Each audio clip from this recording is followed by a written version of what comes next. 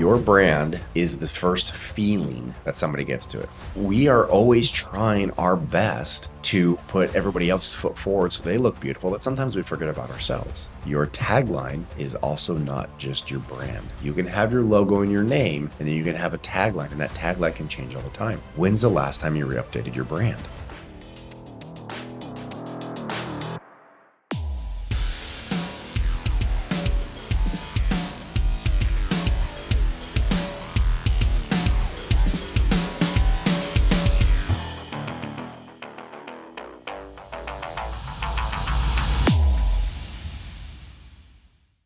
All right, good morning. How's everybody doing? It's another great day. It's another great week.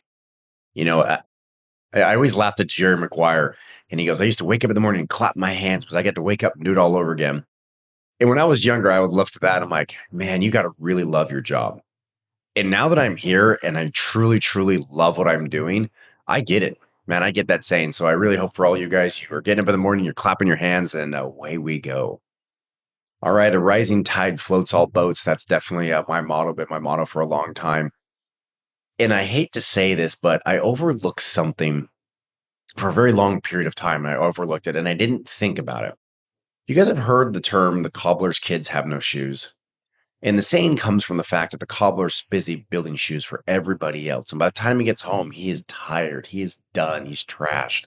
There's no way that he's going to build another pair of shoes. So at the end of the day, the people that get neglected at the end are his own kids.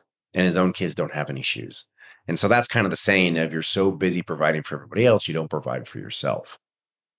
Now, as you're thinking out loud, okay, Aaron, what have I not provided for myself that I provide for everybody else?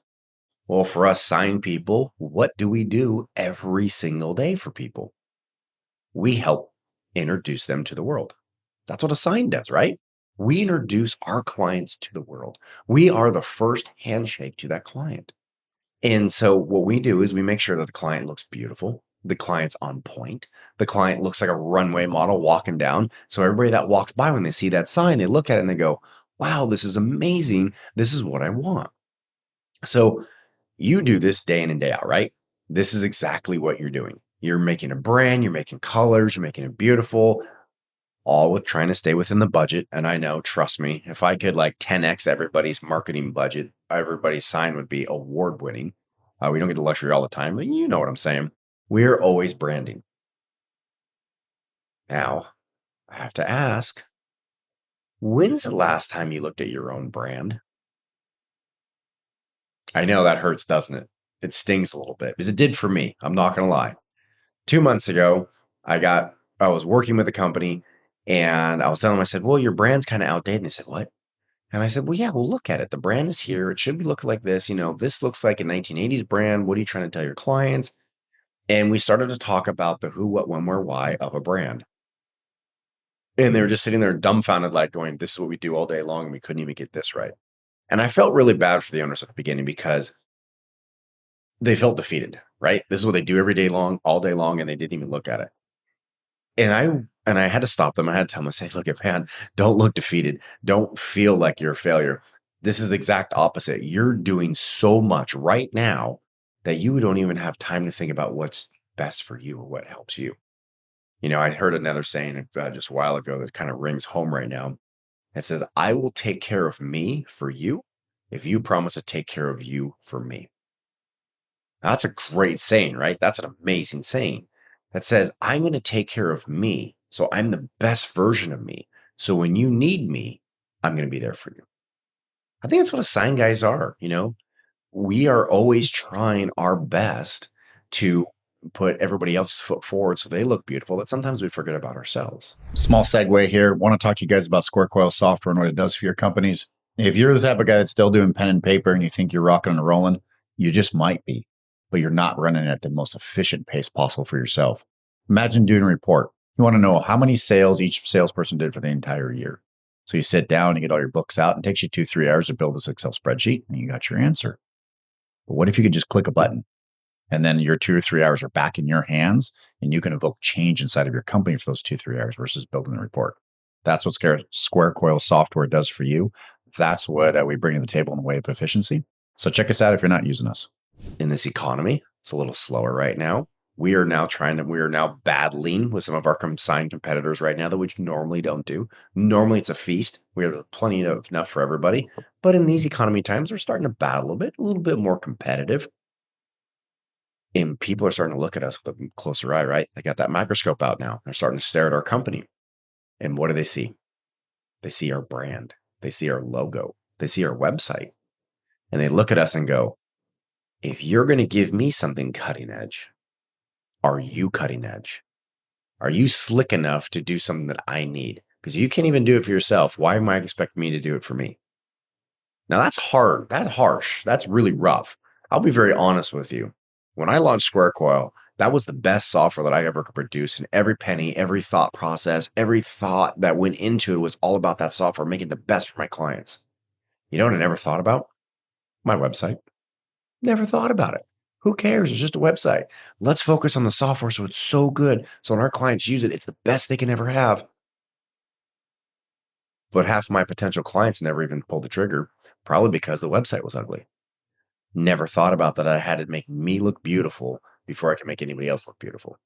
I had the proof was in the pudding. I had to do it myself before I could go anywhere else. It's funny when I say it out loud, right? It's like an aha moment. Like, this. I'm not teaching you anything new right now, but at the same time, when's the last time you re-updated your brand? It's kind of scary, right? We just did it 2 months ago, or about 2 weeks ago with Squarecoil. Now, this was planned. We had thought about it. We always want to do it. And about every 2 to 3 years, we're going to update the logo. Now, for us, it's little changes, not big. It's not like it was blue and gold yesterday and today it's orange and red. It's nothing like that. It's still going to be the blue and the gold, just little tiny tweaks and little changes. And we're always just kind of keeping up with the times and keeping it sophisticated because we know our brand's important. My sign company, we updated it 6 months ago. But before we updated it 6 months ago, when was the last time I updated it? 15 years. 15 years. I was the cobbler. I didn't update my logo for 15 years. I was one of the people that said, logo looks great. Let's move on with our day. And that was it. Bet you guys are doing the same thing. So here's some ideas and here's some creative juices here to help you. Number one, your tagline is also not just your brand. You can have your logo and your name, and then you can have a tagline, and that tagline can change all the time. Think about Nike. That swoosh has been around since what, the 70s? That never changes. That swoosh is iconic. We don't change the swoosh. That's their logo. But what's their tagline? I could rattle off probably 5 or 10 right now. Their tagline always changes. You guys can do that as well. Your logo stays iconic. It's there forever. It's your stamp of who you are, but your tagline can change. Squarecoil's had 4 taglines, 5 taglines. And as they change throughout the years, very simple to do, but it's going to give that little pop. Your colors, maybe make them more poppy. If they're a subdued yellow, make them a bright yellow, make them a fluorescent yellow, make them a different gold yellow. Change just little subtleties that kind of give a pop to it. Think about, let's see here, Mark Zuckerberg. He wore the gray t-shirt all the time. No matter where you see Mark, gray t-shirt, right? Forever, years, decades, gray t-shirt. He didn't want to make a choice on his attire, so he just wore the same thing over and over again. Probably had 20 gray t-shirts inside of his complex. But when you glanced at Mark, you're just like, meh, it's Mark, right? You didn't really like, wow. Go see Mark when he's in a suit. It's like, whoa, this is new, right? This is new. This is suit. Whoa, this is eye-catching. Kind of the same with your brand and with your logo. If they see it over and over and over again, the same thing, it kind of becomes not exciting. It becomes a little meh, a little drab. Pop it, make it pop, have exciting, change it up, colors, more vibrant. The font, change the font slightly. Have upper and lowercase or have all uppercase with a upper higher and a lower uppercases. Play with those fonts. As I'm saying this out loud, I know my target audience of who I'm talking to, a bunch of silent people. You guys have designers on half. You guys have all these great ideas at all times. But when's the last time you applied it to yourself? Your brand is the first feeling that somebody gets to it. My sales pitch I used to give when I was selling signs all the time was always, sign does 4 things for you.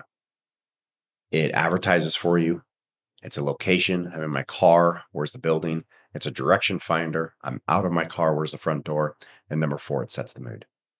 We're talking today about number 4, setting the mood. Your brand is what you say it is. You get to write the narrative on how people think about your company. You're the one that's in control of this. If you want to be a family feel, then you're going to tell everybody this is a family business, it's a family feel, established since 1982. Whatever you want to write, they're going to get the family feel. You want a powerful structure company, this is how fast we move, very modern fonts, clean lines. You're going to have that feeling. You're going to say, hey, we are modern, we are on the cutting edge, this is what we do. Your brand is going to echo what you want people to think of you. And you're an about us on your website, you're going to tell people how they're supposed to think about you. Thursday Boots, get on the about us, read about them.